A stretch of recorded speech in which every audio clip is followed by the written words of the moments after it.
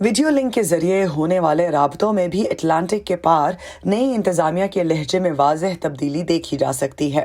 تجزیہ کار لیسلی وجناموری کا کہنا ہے کہ جو بائیڈن کی صدارت میں اس اتحاد میں بڑی تبدیلی آئی ہے اور یورپ اس تبدیلی کا گرم جوشی سے خیر مقدم کر رہا ہے۔ اور یہ بات بھی انتہائی اہم ہے کہ اب بائیڈن نے آتے ہی ماحولیات اور صحت سے متعلق اہم عالمی اداروں میں امریکہ کی دوبارہ مضبوط شمولیت پر اور امریکہ کے ان شعبوں میں کمٹمنٹ کا اعادہ کرنے پر انتہائی تیزی سے عمل درآمد کیا ہے۔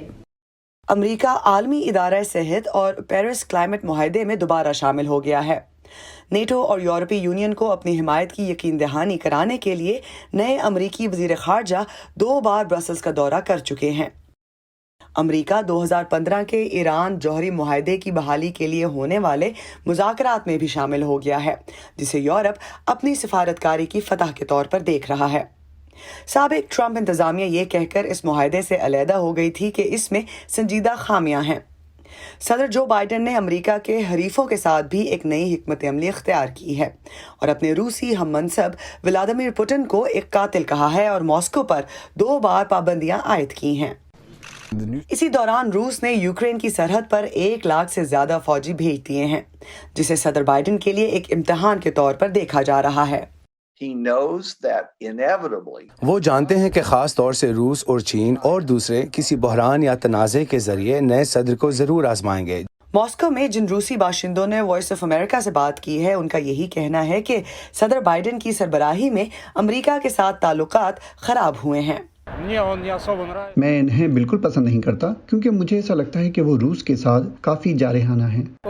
میں جانتی ہوں کہ وہ روس کے بارے میں زیادہ مثبت سوچ نہیں رکھتے، میں بس اتنا ہی جانتی ہوں۔